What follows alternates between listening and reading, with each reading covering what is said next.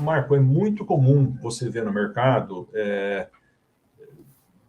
abordagens ou discursos, né, especialmente do pessoal de vendas, de que, cara, os caras têm um remédio. Imagina você chegar na farmácia hoje, mais próximo da sua casa, e ele ter uma pílula, ele só tem um produto, ele tem uma pílula, e você compra ela e você se cura. Você sai de lá curado. Olha você, não importa o que você tem, toma o meu remédio. Então a gente tem visto muita abordagem desse tipo, ou seja qual for a sua doença, tome o meu remédio. Então assim, você tem uma inversão nas soluções. Você começa adotando a pílula como solução sem fazer o exame no paciente. Então, essa é uma abordagem que me preocupa quando eu vejo isso no mercado. Tá? Então, eu não acho que esse é o caminho. Né? Tanto é que a gente já... A gente começa aqui, voltando no slide anterior, a gente coloca aqui a auscultação. Né?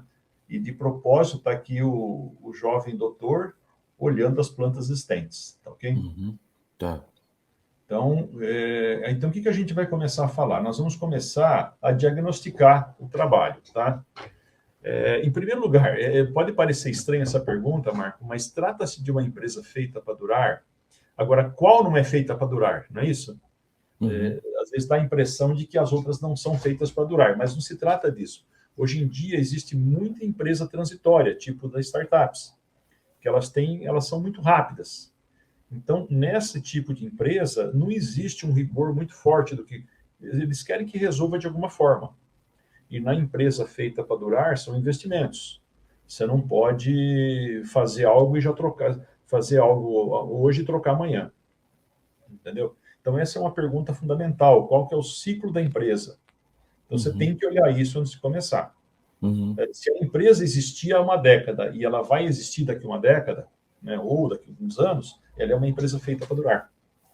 A empresa, às vezes, pode até durar, né, Marco? Mas, de repente, o negócio muda, né? O produto muda, a aplicação se desenvolve outras aplicações, né? Nossa, são coisas tão mutantes, né? Exatamente, novos produtos nascem, né? Mas aquela empresa estava comercializando no passado e ela estará comercializando mesmo os novos produtos. Agora, tem empresas que elas estão saindo, elas começam, geram alguma coisa, atrai atenção e já são vendidas, né? Então, não existe ali assim... Então, nesses casos, a velocidade é mais importante que qualquer outra coisa que você ponha. Então, esse é um parâmetro importante de ter antes de começar o trabalho. Isso é uma variável muito importante antes de começar a jornada indústria Exatamente. 4.0, com certeza. Exatamente. É como você fazer uma barraca de camping e uma casa. Né? Tudo tem a sua finalidade. Ok? O item próximo, Marcão, ele porque existe a tradição das redes serem internas, delas serem para dentro da sua cerca. E hoje a gente usa muito o celular, muito a rede externa, muito a internet. Então, a intranet, antigamente nós tínhamos a intranet. E dificilmente hoje existe uma empresa que ela, não que ela abra mão da intranet, mas ela conecta-se com a internet. E ao fazer isso, Marcão, a situação muda de figura. Tá? Ao abrir as portas da cerca, você se conecta com o mundo exterior, com os benefícios e com os perigos do mundo exterior. Então, essa informação também é muito importante, muda totalmente a abordagem. Se você vai fazer um caso isolado, né, é uma abordagem. Se você for um caso conectado, é outra abordagem. Então, esse é um assunto número 2, tá ok? Marco, você está me fazendo lembrar aqui de um gestor industrial que eu estava conversando, ele era de uma usina. E eu falei para ele, isso tem o quê? Mais de 10 anos. E eu estava explicando para ele, né, que o futuro seria virtualizar todas aquelas estações de operação, né, os supervisórios, sendo virtualizados. E, portanto, aquilo ali ia ser integrado pela internet. Mas ele deu tanta risada, mas tanta risada. Falou, professor, imagina, como é que a internet um dia vai chegar? Não faz tanto tempo assim, tá? Mais 12 anos, vai. Assim, Marco, acredite, se possível. A pessoa não estava nem um pouco preparada para esse momento. Né? Isso aí. Então, assim, as soluções, elas são... Então, aquela pílula nossa lá, Marcão, do comecinho, aquela farmácia nossa lá, ela vai falir. Porque não existe uma pílula para toda doença, né? Não adianta a gente ir por esse caminho. Uhum. A outra ideia, Marcão, é essa aqui, ó. Que é mais ou menos o anterior estendido, que é o seguinte: a intranet e a extranet, né? Imagina que muitas pessoas que estão começando o trabalho da transição da 3 para 4, elas estão descobrindo o valor fora da cerca. Vamos dizer que eu tenho um produto, eu pego a minha solução, eu faço o upgrade da minha solução, mas a partir do instante que eu interconecto a minha planta com a logística e com o cliente, com os fornecedores, basicamente são 3 pontos, Marcão. É a logística, fornecedor e cliente.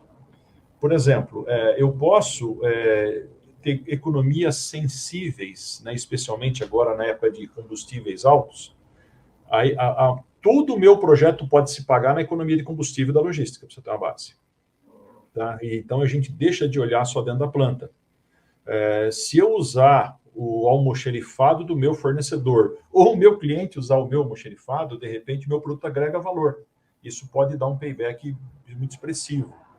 Então, a partir do instante que você usa a rede, o seu campo de ação da sua ação 4.0 que você vai fazer, ela é ampla, conectada, e ela começa a aparecer paybacks que nunca se pensou em existir antes, entendeu? Mais um item que eu concordo em gênero, número e grau com você, Marco, né? Existem alguns autores, alguns consultores, né, como nós, que eles colocam a convergência da OT com a IT, né, a TA com a TI, como um item sine qua non, né, para a jornada 4.0. E eu discordo disso, sabe, Marco?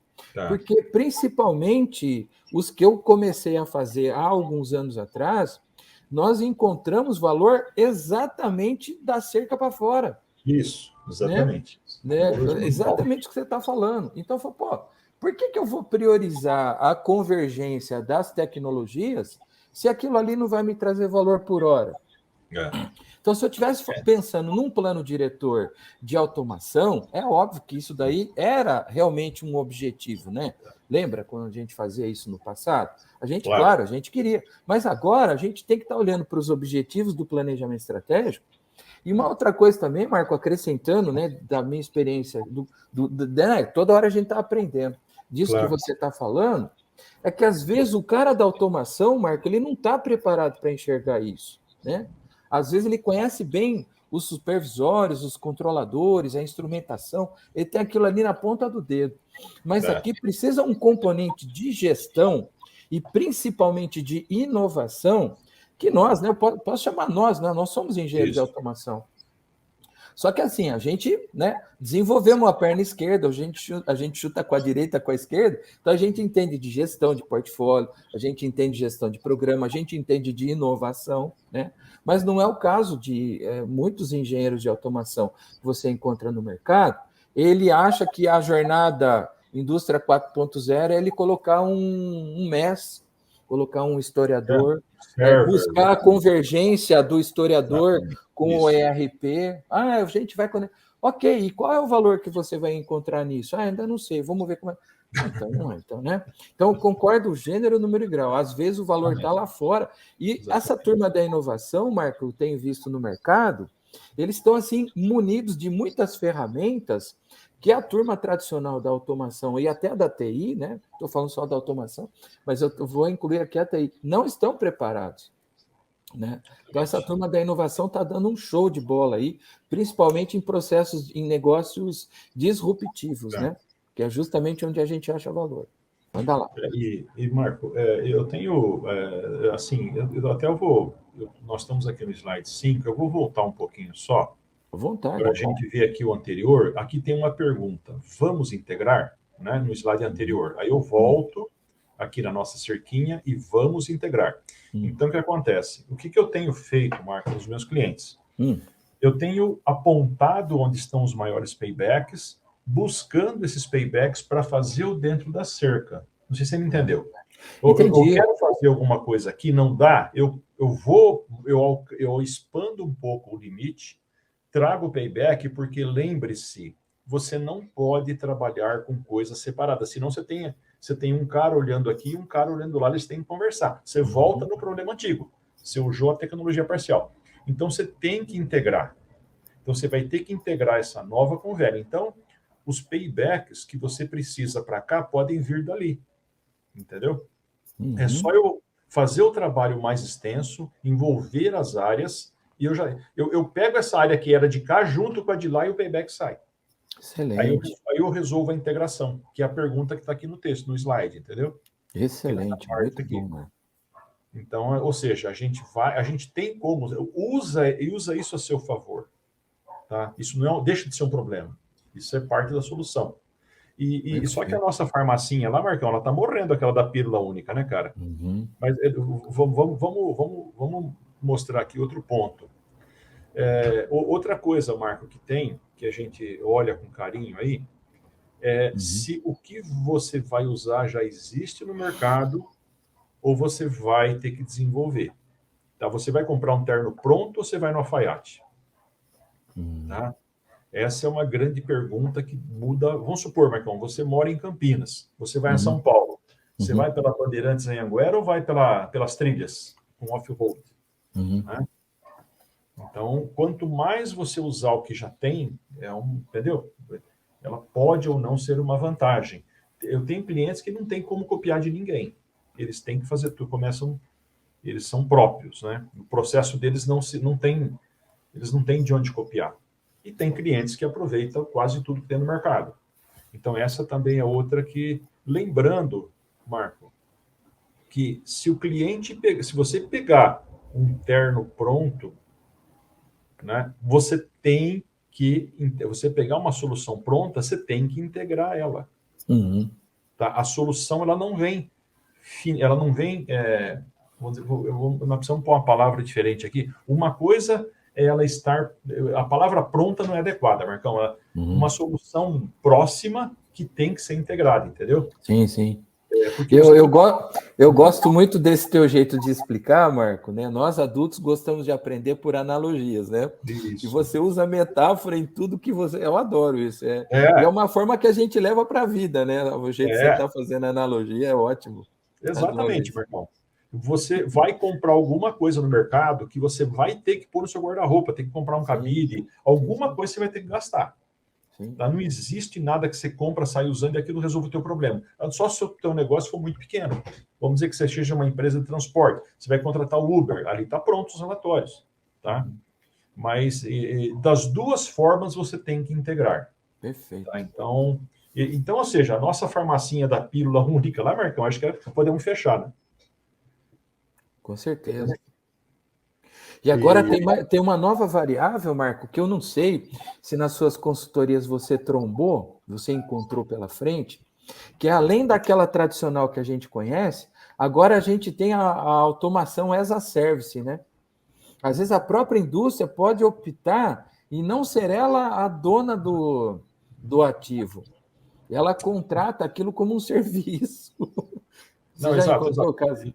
Já tem gente fazendo isso, já temos casos consolidados já. Né? Agora, lembrando, né?